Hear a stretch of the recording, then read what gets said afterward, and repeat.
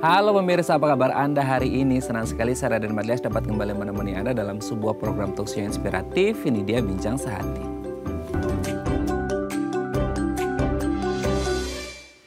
Ya pemirsa, kalau Anda punya anak atau buah hati, pertanyaannya sudah dibawa untuk imunisasi belum gitu ya. Karena ada banyak banget nih tahapan atau rangkaian imunisasi yang berguna untuk menjaga kesehatan anak dan meminimalkan risiko terjadinya penyakit gitu ya. Ada banyak juga orang-orang yang mau bawa, ada juga yang nggak mau bawa. Nah, dengan berbagai alasan. Nah, inilah topik yang akan kita bahas hari ini, yaitu jenis imunisasi anak. Apa saja jenisnya, apa saja manfaatnya, ini akan kita bahas ya. Nah, ngomong-ngomong tentang imunisasi, tadi kan saya sempat mention, ada yang mau bawa anaknya imunisasi, ada yang enggak. Nah, ini karena ada mitos atau fakta seputar imunisasi anak. Kita bahas satu-satu ya. Kita lihat yang pertama. Cukup jaga higienitas dan sanitasi, tidak perlu imunisasi. Gini, imunisasi kan gunanya atau fungsinya adalah untuk menjaga kesehatan si anak. Itu pasti yang utamanya ya, untuk meminimalkan risiko terjadinya suatu penyakit tertentu pada anak. Nah, kalau kita ngomong tentang penyakit, pasti kan kita pikirannya penyakit itu kan datangnya dari apa? Dari bakteri lah, dari kuman lah, dari virus. Nah, datangnya bakteri, kuman, virus ini dari mana? Dari lingkungan yang gak higienis, dari tempat yang kotor, dari kotoran dan lain sebagainya. Jadi, kalau kita berpikir bahwasanya gak perlu deh imunisasi, yang penting tempatnya higienis dan sanitasinya baik supaya tidak terserang penyakit. Jadi gak perlu imunisasi gitu ya. Nah, sebenarnya ini mitos atau fakta gitu ya. Gak perlu imunisasi karena yang penting tempatnya higienis dan sanitasi baik. Itu nanti akan kita bahas. Oke, kita lanjut yang kedua pemirsa. Imunisasi sebabkan efek samping jangka panjang. Ini yang sering banget kita dengar ya pemirsa ya. Banyak orang tua yang ketika ditanya, Bu, kenapa kok anaknya nggak dibawa ke imunisasi atau nggak diimunisasi? Aduh, takut dok, aduh takut Bu. Karena banyak tuh cerita-cerita, video-video ya, apalagi yang sampai, efeknya tuh begini, begitu, efek sampingnya begini, begitu gitu. Nah, apakah memang efek samping ini akan terjadi pada setiap anak yang mendapatkan imunisasi atau gitu ya? Kita juga mengenal KIPI gitu ya. Ini kejadian pasca imunisasi seperti itu yang akhirnya membuat for some cases ada anak-anak yang mendapatkan efeknya. Tapi apakah ini berlaku untuk semua orang KIPI ini atau sebenarnya hanya untuk beberapa kasus saja? Mungkin karena dari riwayat atau kesehatan si anak pada saat imunisasi nanti akan kita bahas ya. Ada efek sampingnya atau enggak, mitos atau fakta. Oke, kita lanjut yang ketiga pemirsa. Vaksin kombinasi bisa sebabkan kematian bayi mendadak. Nah, ini ya. Kadang-kadang kan kita sering atau selalu mencari informasi, namanya kita di dunia digital ya. Jadi kita sering mencari informasi semuanya itu dari internet, browsing, di googling segala macam. Kan kadang-kadang kita nggak ngerti ya ini valid atau enggak nih, real atau enggak nih ceritanya ya. Orang bisa aja kan orang bikin artikel gitu ya di internet. Waduh, ini bayi abis diimunisasi langsung meninggal nih. Nah, itu kan siapa saja bisa membuat artikel tersebut gitu ya. Nah, ini kita harus cek dulu, cross check. Apakah benar seperti itu atau tidak? Apakah imunisasi ini bisa menyebabkan ada bayi atau anak yang bisa meninggal mendadak gara-gara imunisasi? Nanti akan kita bahas juga ya. Oke, kita lanjut yang keempat pemirsa. Influenza hanya penyakit sepele, nggak perlu divaksin deh gitu ya. Kan kita ngerti ya, selama ini mungkin ya selama pandemi juga mungkin kita banyak teredukasi masalah vaksin dan antibodi gitu ya. Ketika orang terserang satu penyakit tertentu, let's say ya influenza gitu ya. Once pernah terkena influenza, maka di dalam tubuh akan terbentuk antibodi. Nah, kata orang jadi kayak ya udah deh, influenza kan penyakit yang sepele aja, nggak perlu vaksin deh gitu ya. Apalagi untuk anak-anak nggak apa-apa deh, nanti juga masa tumbuh kembangnya juga akan ya dapat sendirilah itu ya, influenzanya nanti juga kebal sendiri seperti itu. Nah, ini juga hubungannya dengan mitos fakta kelima kita nih pemirsa. Lebih baik kebal karena penyakit daripada vaksin. Nah, ini tadi ya. Ini antibodi sudah terbentuk. Betul sih, ketika orang mengalami satu penyakit tertentu, pasti dia akan terbentuk ya antibodi di dalam tubuhnya. Tapi apakah harus menunggu sakit dulu? Siapa tahu nanti kalau ada riwayat kesehatan lain yang mungkin bisa dari hal yang sepele deh kayak influenza, tiba-tiba karena ada komorbid gitu ya, itu bisa jadi berbahaya. Nah, ini mungkin bisa diatasi dengan vaksin atau imunisasi seperti itu ya. Oke, itu tadi beberapa mitos fakta seputar imunisasi dan kami akan membahasnya sesaat lagi. Tetap bersama kami di Bincang Sehati.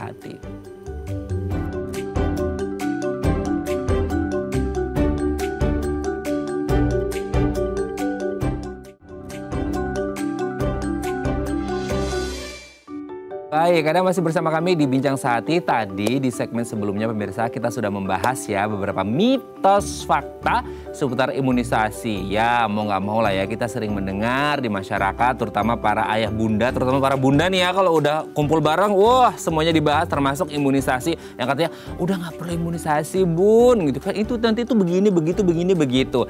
Nah untuk membahas ini fakta atau mitos belaka, nah telah bersama kami di studio Bincang Sehati ini ada Dr. Valentina Lini Gunawan SPA, dokter spesialis anak dari Seci Hospital. Selamat pagi dok, apa kabar? Baik. Selamat datang kembali di Terima Bincang kasih. Sehati ya dok ya. Hari ini kita akan membahas seputar imunisasi nih dok. Tapi sebelum membahasnya kita mau bahas terlebih dahulu nih mitos fakta seputar imunisasi anak. Pasti sering denger ya dok ya? Iya banyak ya Apalagi mitosnya. sebagai seorang perempuan juga pasti sering deh dengerin di sekitar masyarakat kita ngomongin imunisasi sampai detik ini pun pasti masih banyak yang maju mundur ya untuk mengimunisasikan anaknya. Yang pertama adalah cukup jaga higienitas dan sanitasi, udah nggak perlu imunisasi. Nah kan orang pasti pikirnya gini dok, anak sakit itu kan karena ya bakteri, virus, kuman dan lain sebagainya. Nah bakteri, kuman, virus itu datangnya dari mana? Dari tempat yang kotor, dari kotoran dan lain sebagainya. Jadi kalau sanitasinya bersih, gitu ya tempatnya higienis, pasti nggak bakal sakit. Jadi nggak perlu imunisasi. Nah gimana tuh dok? Ya, memang betul ya apabila sanitasi dan higienitasnya baik, maka anak tersebut resiko untuk terjadinya infeksi juga lebih rendah. Tapi sanitasi dan higienitas saja yang baik itu tidak menjamin anak-anak kita tidak terpapar terhadap infeksi. Oleh karena itu dibutuhkan meskipun higienitas sanitasinya baik sekali, bersih sekali, anak-anak kita itu masih bisa terpapar oleh virus dan bakteri yang bisa menyebabkan sakit. Sehingga dua-duanya dibutuhkan, sanitasi dan higienitas yang baik, imunisasi juga dilengkapi, nutrisi yang adekuat, kemudian tidur yang cukup, aktivitas yang cukup, sehingga imunitas anak-anak kita menjadi baik dan terhindar dari penyakit-penyakit infeksi. Oke. Jadi semua ini garda terdepannya ya prajuritnya dikeluarin ya. Karena kan siapa tahu ya seperti di masa pandemi ini ya dok ya. Maksudnya kayak kita udah coba pakai masker, kita udah coba pakai hand sanitizer, cuci tangan.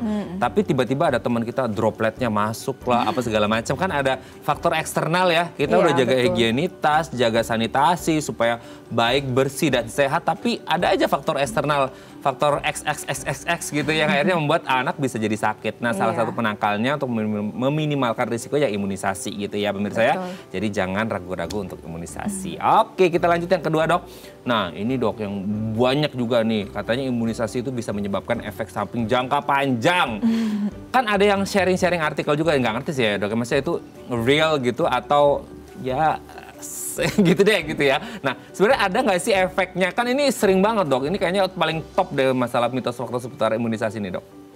Ya ini mitos ya. Vaksin ini aman. Apalagi vaksin yang dikasih sesuai dengan jadwal imunisasi untuk anak-anak Indonesia ini aman.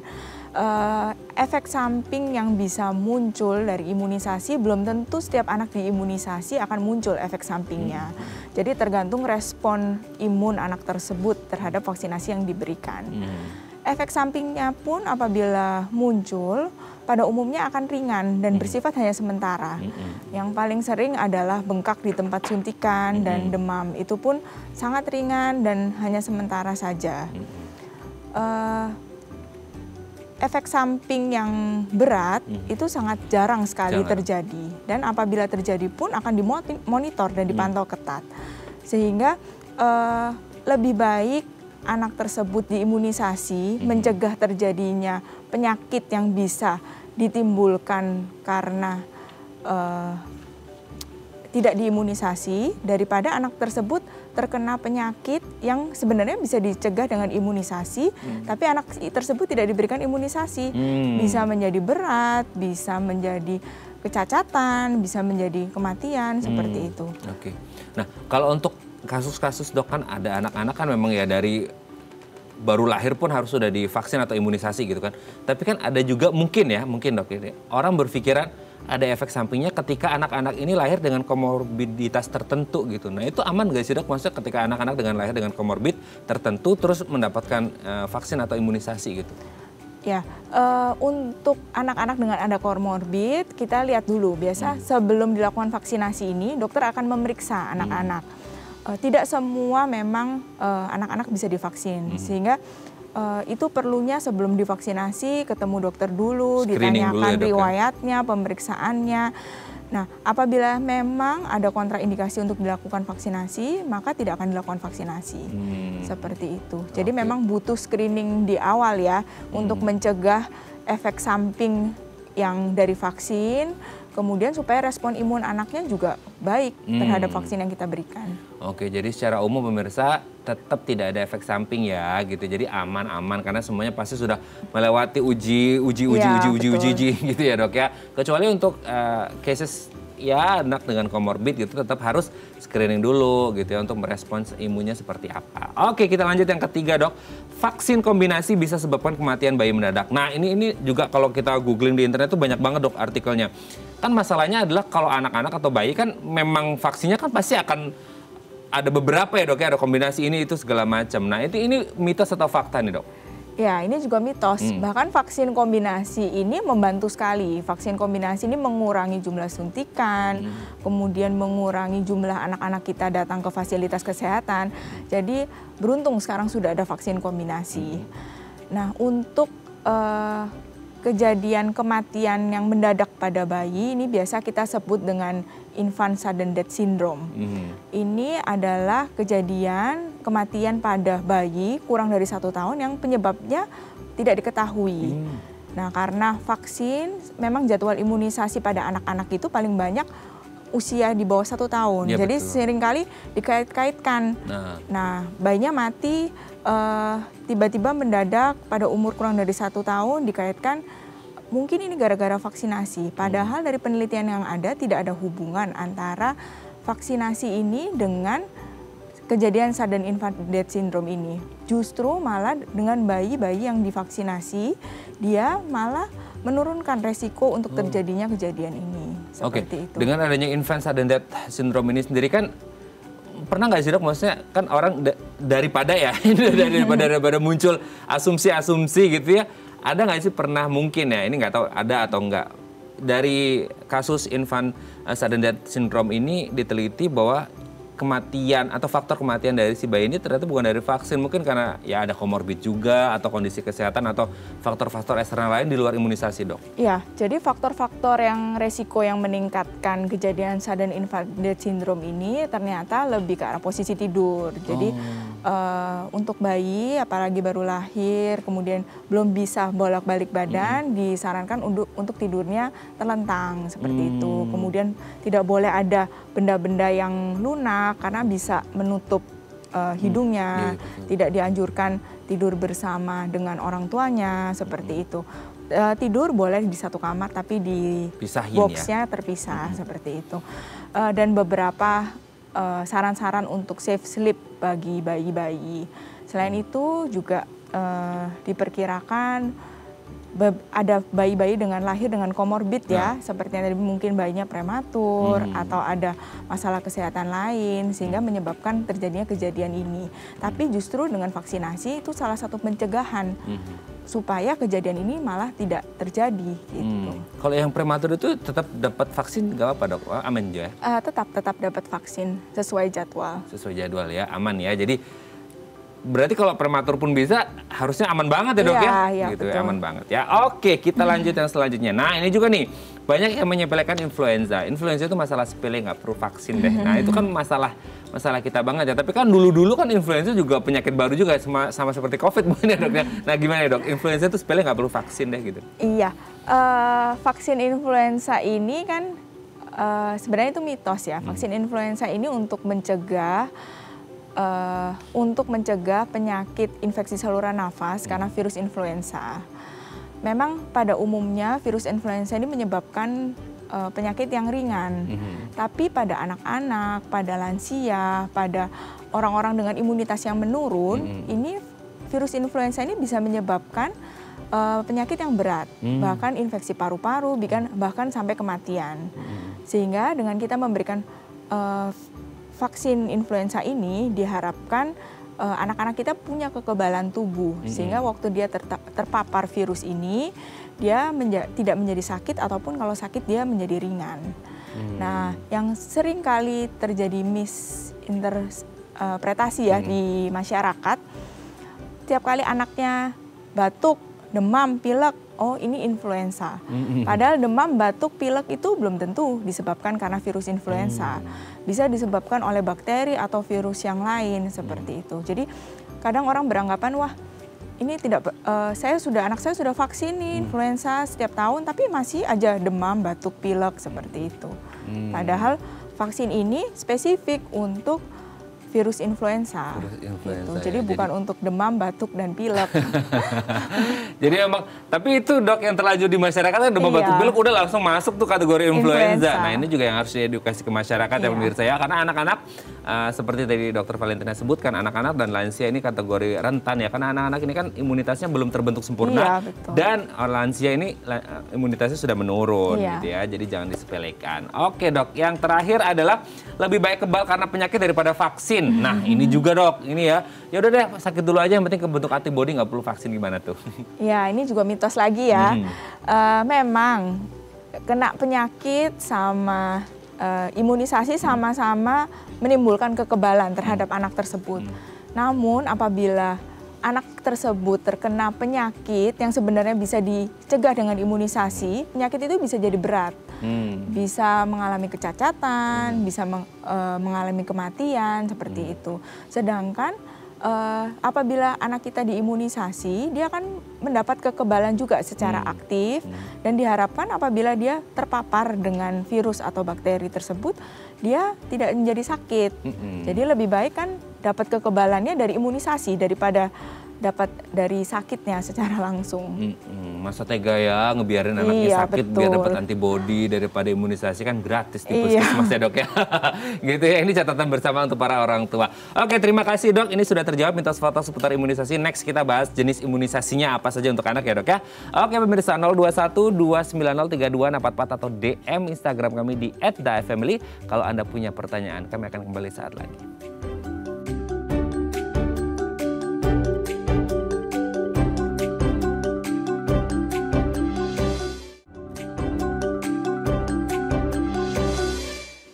Baik, Anda masih bersama kami di Bincang Sehati. Tadi selama break juga kita ngobrol-ngobrol ya, ternyata banyak banget yang harus diedukasi ke masyarakat seputar imunisasi bagi anaknya. Jenisnya apa saja, manfaatnya, ini yang mau kita bahas hari ini. Jadi kalau Anda punya pertanyaan, Anda punya buah hati, apalagi di masa pandemi kemarin ya, masih agak takut-takut gitu ke rumah sakit, semuanya sudah aman. Anda bisa langsung ke rumah sakit atau ke puskesmas untuk mendapatkan imunisasi bagi anak Anda. Nah kalau Anda masih belum pergi juga, ingin tanya-tanya dulu, boleh di 021 290 3244 atau DM Instagram kami di @dafamily. Kita masih bersama dengan Dr. Valentina Lini Gunawan SPA, dokter spesialis anak dari Seji Hospital. Dok, kita lanjut lagi ya. Tadi udah ngomongin mitos faktanya, sekarang coba dikupas lagi dok. Imunisasi ini apa, kan banyak yang akhirnya misinterpretasi juga ya tadi. Dari dokter sebut, imunisasi ini apa dan fungsinya apa dok?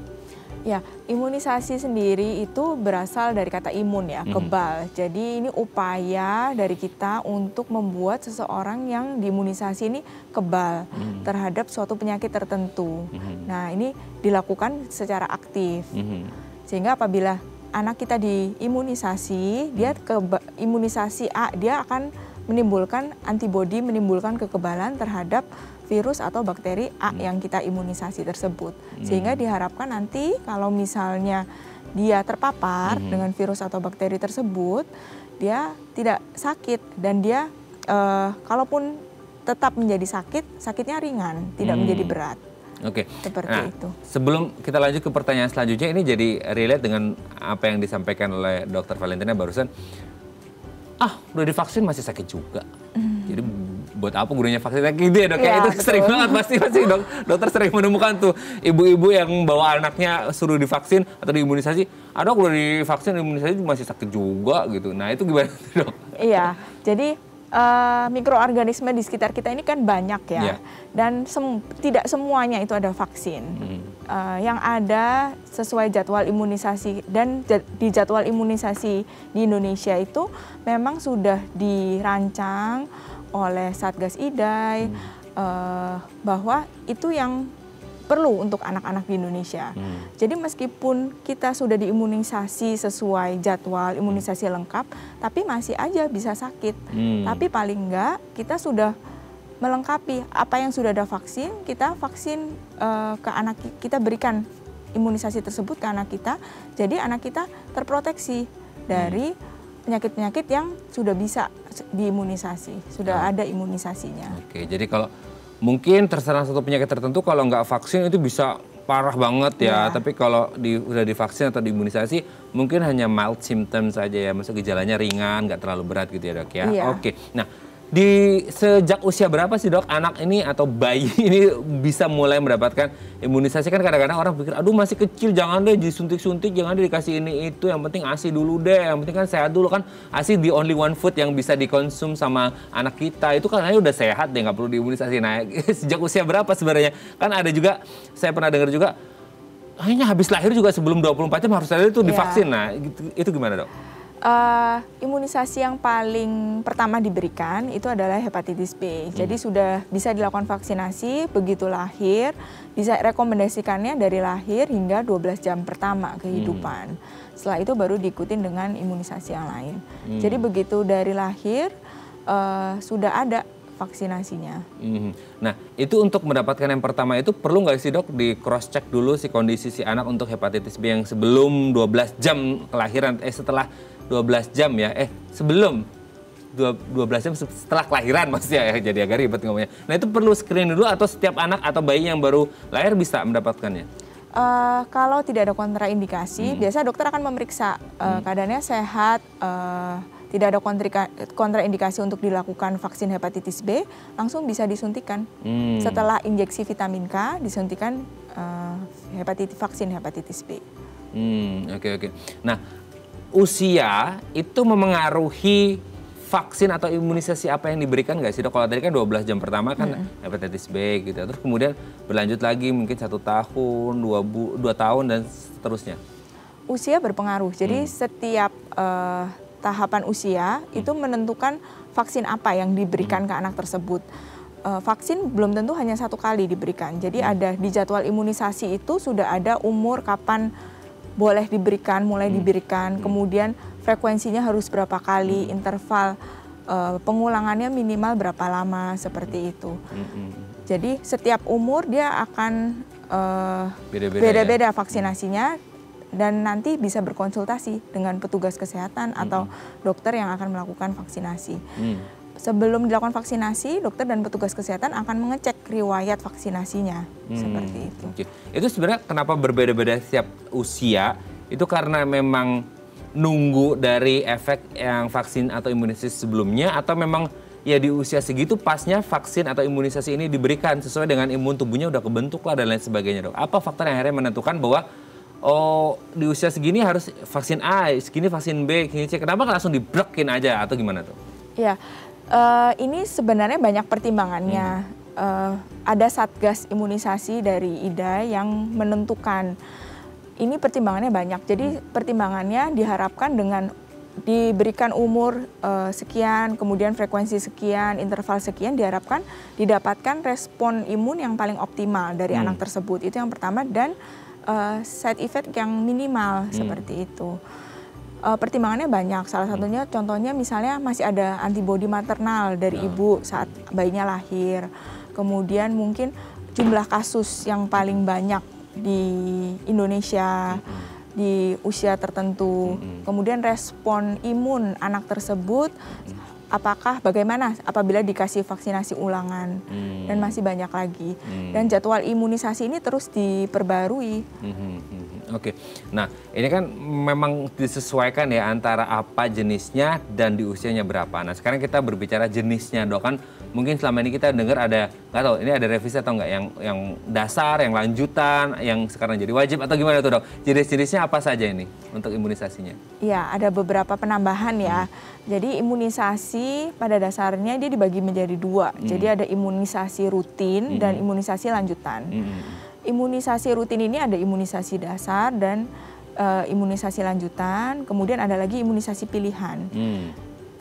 Imunisasi rutin dia ada untuk yang pertama ada hepatitis B. Hepatitis B yang tadi 12 jam. Ya, 12 jam. Kemudian dilanjutkan dengan BCG.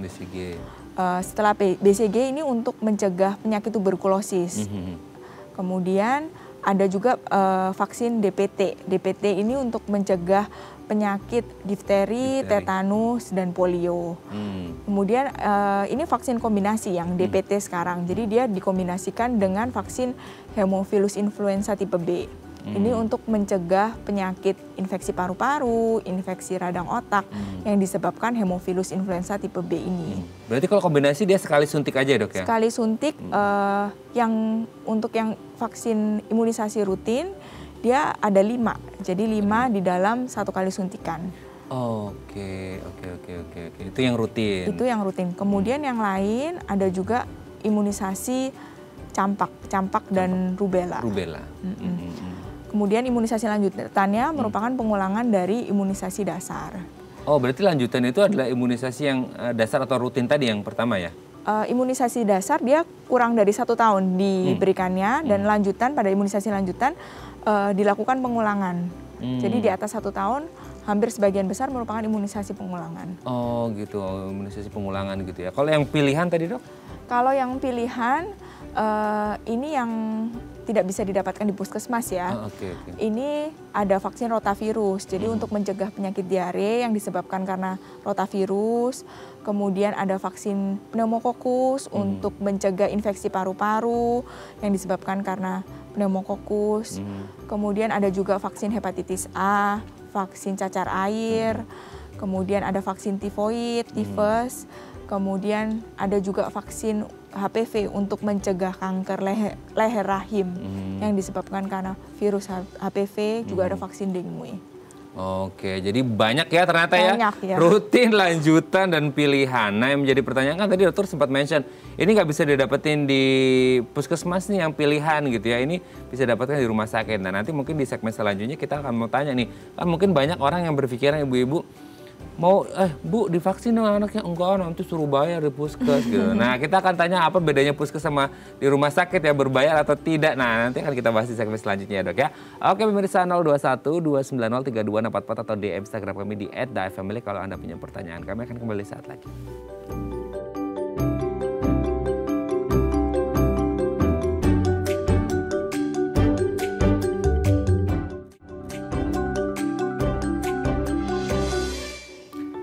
Baik, Anda masih bersama kami di Bincang Sati dan kita masih membahas sama kita hari ini. Kita membahas seputar jenis-jenis imunisasi anak. 021 290 3244 atau DM Instagram kami di @dafamily kalau Anda punya pertanyaan. Kita masih bersama dengan Dr. Valentina Lini Gunawan SPA, dokter spesialis anak dari Secia Hospital. Dok, kita lanjut lagi. Tadi kan sempat dibahas.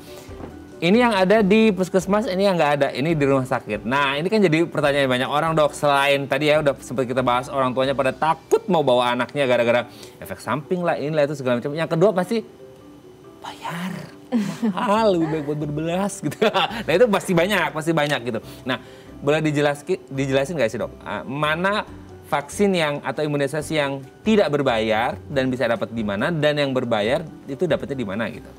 Iya. Yang tadi saya jelasin imunisasi rutin, baik imunisasi dasar dan lanjutan itu tidak berbayar. Bisa didapatkan di puskesmas, posyandu, kemudian layanan fasilitas kesehatan lain. Kemudian untuk yang lanjutan bisa didapatkan di sekolah juga. Oh gitu. Oke. Kemudian yang untuk vaksinasi pilihan, vaksin imunisasi pilihan itu berbayar. Itu bisa didapatkan di praktek swasta atau di rumah sakit atau di praktek dokter atau layanan kesehatan lain. Oke, itu jadi tempat-tempat ya pemirsa ya, antara yang berbayar dan tidak berbayar bisa dapatkan di rumah sakit ataupun puskesmas. Tapi kalaupun ada orang yang aku maunya di rumah sakit aja deh dok, itu bisa tanpa harus ke puskesmas atau gimana tuh dok? Bisa, di rumah sakit menyediakan semua imunisasi ya, imunisasi baik imunisasi rutin maupun imunisasi lanjutan. Tapi ada beda nggak sih dok, maksudnya antara yang di rumah sakit sama di puskesmas? Mungkin orang bisa milih entah grade-nya atau jenisnya atau apanya, atau sama aja atau gimana tuh? Untuk yang imunisasi rutin yang disediakan di puskesmas, disediakan juga di rumah sakit. Tapi di rumah sakit ada juga yang vaksin kombinasinya, dia pertusisnya ada yang aseluler. Jadi efek samping untuk kejadian panasnya mungkin lebih rendah dibandingkan dengan yang wool, yang vaksin yang ada di puskesmas seperti ya, itu. okay. Tapi selama anaknya tidak ada kontraindikasi, misalnya tidak ada riwayat kejang seperti itu yang membutuhkan vaksin yang harus yang aseluler, sebenarnya sama saja mau diberikan yang di puskesmas ataupun di rumah sakit. Yang penting tidak ada kontraindikasi. Tapi ujung-ujungnya dari si imunisasi ini adalah untuk membentuk imunitas tubuhnya si anak kan ya dok ya. Jadi maupun yang dari yang apa tadi rumah sakit maupun puskesmas sama aja intinya kan ujung-ujungnya untuk membentuk imunitas. Nah sekarang boleh dikasih edukasi juga nggak sih ke masyarakat atau kan ya dengan hal-hal yang tadi kita sebutkan di awal ya. Ini kan kita sudah berbicara manfaatnya. Nah kadang-kadang kan kita juga harus dikasih tahu nih gitu ya. Ya nauzubillah sih masih jangan sampai terjadi. Tapi kan kita harus berbicara the worst skenario-nya juga kalau anak ini nggak diimunisasi. Makanya kita mengedukasi hari ini ngomongin tentang jenis imunisasi dan manfaatnya. Penyakit-penyakit apa aja yang kemungkinan besar bisa dialami oleh anak ketika mereka tidak mendapatkan imunisasi yang rutin tadi, lanjutan gitu dok? Iya, tergantung dia tidak dapatnya imunisasinya apa begitu. Sebagai, sama sekali dok? Sama sekali berarti dia rentan terhadap semua penyakit yang sebenarnya sudah ada vaksinasinya dan tidak diimunisasi, dia rentan terhadap semua penyakit itu. Sebagai contoh, misalnya seorang anak ini dia tidak mendapatkan imunisasi campak misalnya, maka dia tidak ada kekebalan terhadap campak. Pada suatu saat dia terpapar oleh virus campak ini, maka dia kemungkinan untuk menjadi sakit dan menjadi sakit berat akan lebih tinggi resikonya dibandingkan dengan anak yang sudah diimunisasi campak. Jadi imunisasi ini kekebalannya spesifik terhadap apa yang kita berikan vaksin seperti itu. Oke. Tapi ada beda nggak sih maksudnya anak-anak yang ya kalau diimunisasi pasti bagus lah ya kekebalan tubuhnya dan lain sebagainya, kesehatan secara umum. Ada nggak pengaruhnya ketika anak ini benar-benar tidak mendapatkan imunisasi sama sekali dengan tumbuh kembang si anak? Kan kita tahu ya golden years-nya anak-anak sampai 5 tahun ini kan masa-masa krusial lah untuk mereka bertumbuh. Tapi kalau ya untuk case-case tertentu ya nggak tahu ya masalah aksesibilitas mungkin atau edukasi juga mungkin sosialisasi dan akhirnya masyarakat belum terlalu paham akhirnya anak nggak mendapatkan imunisasi atau orang tuanya tidak mau. Banyak loh dok, masih ada loh. Saya pun ada beberapa kenalan yang ya for some reasons lah ya gitu ya tidak bisa diungkapkan gitu akhirnya tidak mengimunisasikan anaknya. Itu berdampak nggak dengan tumbuh kembang si anak ke depannya? Ya ini secara tidak langsung itu berdampak terhadap tumbuh kembang anak tersebut. Jadi pada anak yang tidak diimunisasi dia akan rentan terhadap berbagai penyakit infeksi. Nah apabila dia sakit dia akan mengganggu nafsu makannya akan turun, mengganggu nutrisinya, stimulasinya untuk tumbuh kembangnya juga akan berkurang. Sehingga apabila anak tersebut sakit berulang-berulang maka akan mengganggu tumbuh kembangnya dia. Setiap anak sakit pasti tidak akan nafsu makan, berpengaruh terhadap nutrisinya. Begitu juga timbal balik, nutrisi juga berpengaruh terhadap infeksi. Apabila nutrisinya kurang, anak imunnya rendah, sehingga berpengaruh terhadap imunitasnya gampang terkena infeksi. Begitu pula juga dengan infeksi. Jadi pada anak yang tidak dilakukan imunisasi, gampang rentan terjadi infeksi, sehingga menyebabkan nutrisinya juga terganggu, dan akhirnya tumbuh kembangnya juga terganggu. Nah tuh pemirsa. Jadi seperti lingkaran ya. Iya ya, jadi kena satu nanti lanjut lagi ya di lingkaran situ-situ aja gitu ya dok ya. Ini sangat mengerikan sekali.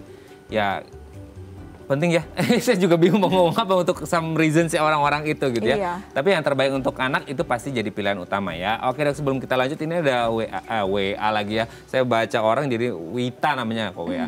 DM ya dari Bu Wita, dok. Katanya ada yang bilang kalau udah ASI nggak perlu imunisasi. Oh ini tadi hampir sama dengan yang higienis sama sanitasi tadi ya.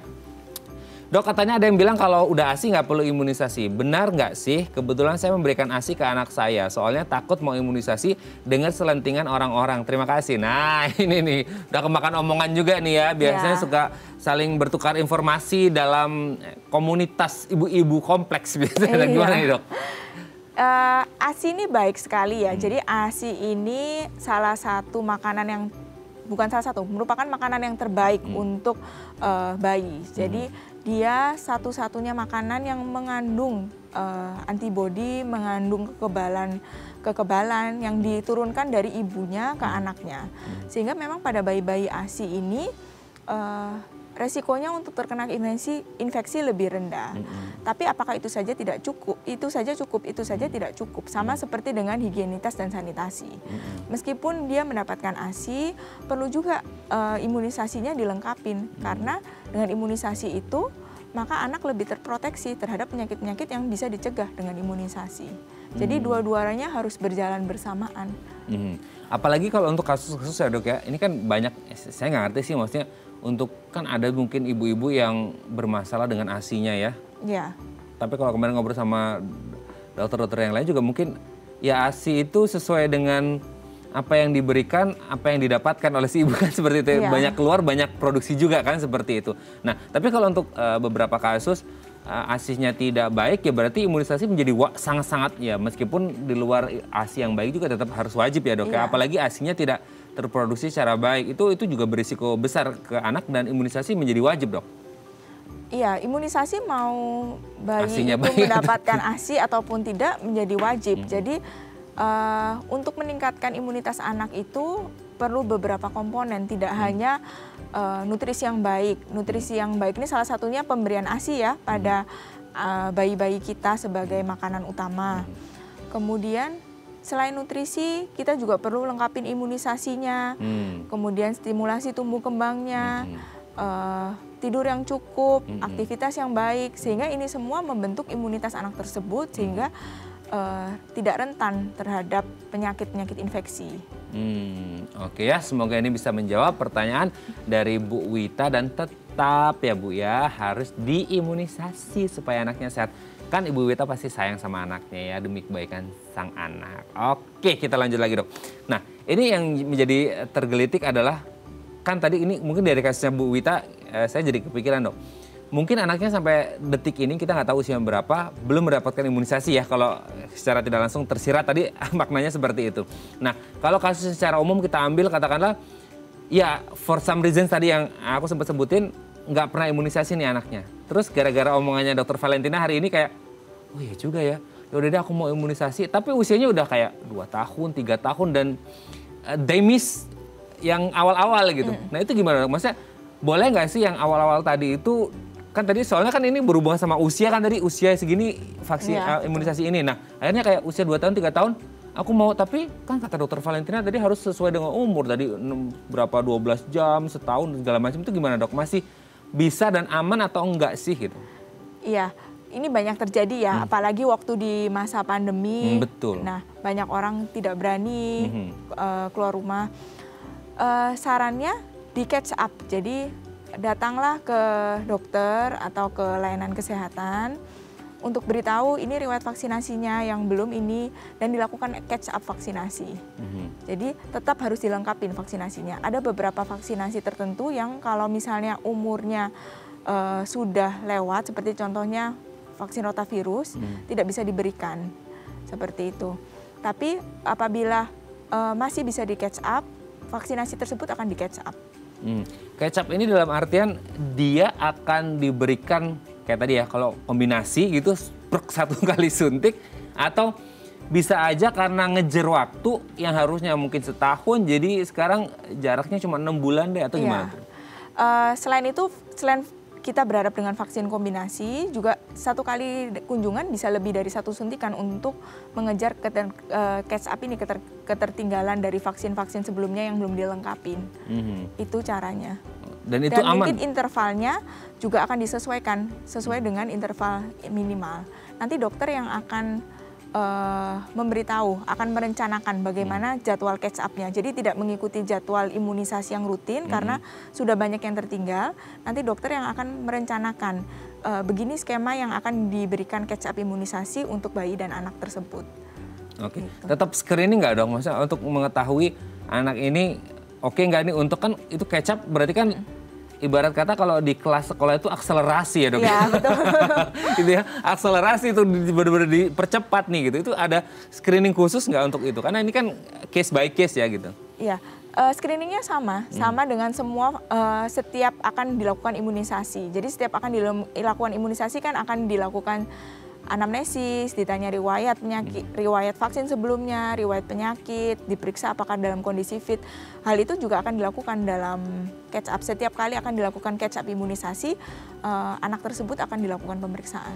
Pemeriksaan supaya pas ya demi kebaikan anak juga ya. Imunisasi bagus, tapi metodenya juga untuk kasus-kasus seperti ini juga harus tetap dijaga dengan baik ya, supaya SOP-nya bagus, anaknya juga tetap sehat ya dok ya. Oke, sudah terjawab semua seputar imunisasi. Tadi kan dokter menyebut untuk menjaga kesehatan anak tidak hanya imunisasi, tapi juga nutrisinya, jaga pola tidurnya, istirahat dan lain sebagainya. Nanti di segmen terakhir setelah imunisasi untuk menjaga kesehatan anak, kita akan membahas tips supaya anak tetap sehat ya dok ya di segmen terakhir nanti. Oke pemirsa, 021-290-3244 atau di Instagram kami di @dafamily. Kalau Anda punya pertanyaan, kami akan kembali saat lagi.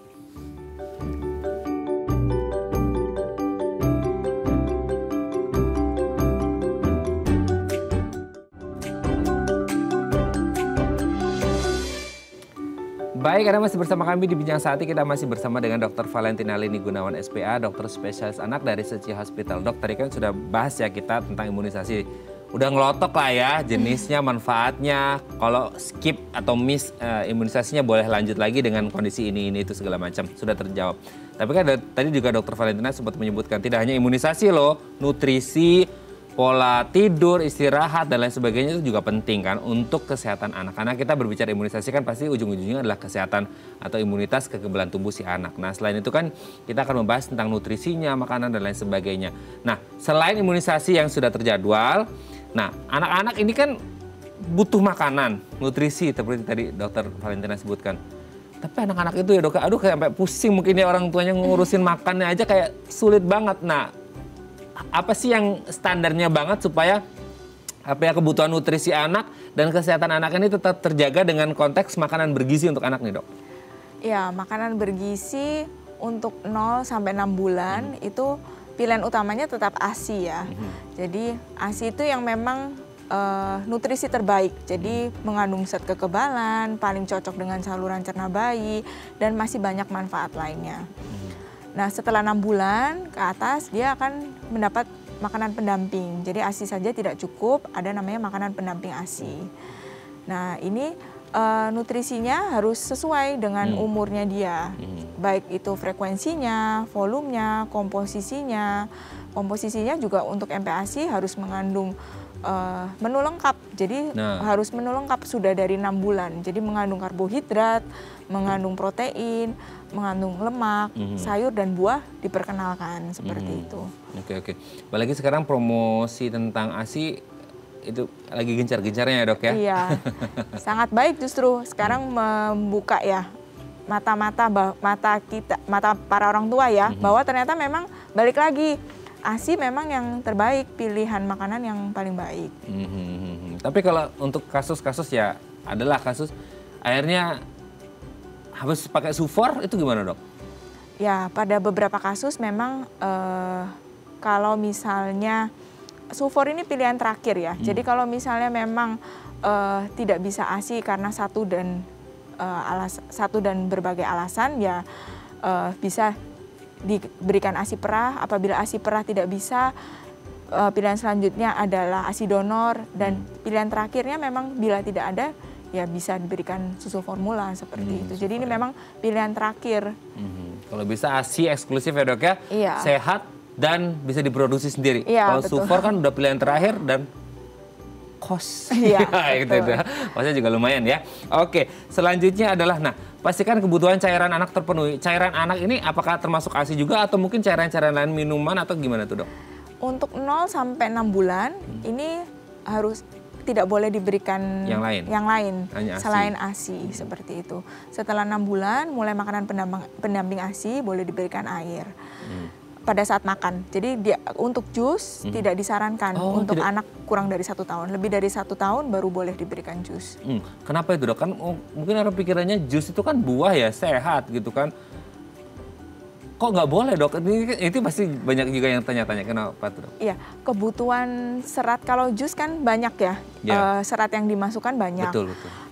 Kebutuhan serat sebenarnya untuk anak umur 0 sampai dengan 2 tahun itu sebenarnya tidak banyak seperti itu. Bahkan dibilang tidak didefinisikan kebutuhan seratnya. Tapi sayur dan buah itu tetap diperkenalkan karena agar waktu dia besar kita perlunya sayur dan buah sehingga mereka mau saat besar makan sayur dan buah. Jadi tapi untuk anak 1 tahun ke bawah itu tidak diperbolehkan jus karena selain kebutuhan seratnya juga tidak banyak, juga penuh. Dia minum jus dia sudah kenyang.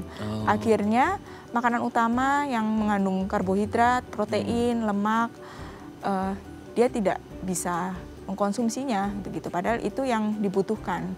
Oke, jadi malah nanti kekenyangan gara-gara jus ya dok ya. Betul. Oke, yang terakhir mungkin cukup tidur. Nah, anak itu kan ya susu gampang ya, nggak disuruh tidur nggak mau tidur, nggak disuruh tidur. Nah, tidurnya anak-anak ini gimana? Mungkin hampir sama dengan orang dewasa kah 7, 8, 9 jam atau gimana tuh dok? Nah ini tergantung usia. Tergantung usia. Semakin besar dia kebutuhan tidurnya akan semakin berkurang. Hanya saja disarankan untuk anak-anak sebelum jam 11 dia sudah harus deep sleep. Jadi kalau bisa jam 8, jam 7 para orang tua anaknya jangan diajak jalan-jalan. Jadi udah mulai ditidurkan sehingga jam 11 anaknya sudah deep sleep sehingga hormon pertumbuhannya bisa bekerja dengan baik. Oke, karena hormon pertumbuhannya itu bekerja ketika mereka lagi tidur gitu ya dok betul. ya. Oke, terima kasih Dr. Valentina, ini sudah terjawab. Ini ilmu yang sangat bermanfaat apalagi untuk first timer parents ya yang baru aja punya anak, ini sangat tercerahkan oleh Dr. Valentina. Terima kasih dok, salam sehat selalu untuk keluarga di rumah dan teman-teman di Suci Hospital ya dok ya. Oke pemirsa, itu tadi perbincangan kita dengan Dr. Valentina. Semoga bermanfaat ya. Saya Radha Madlias pamit, sampai jumpa dan selamat beraktivitas.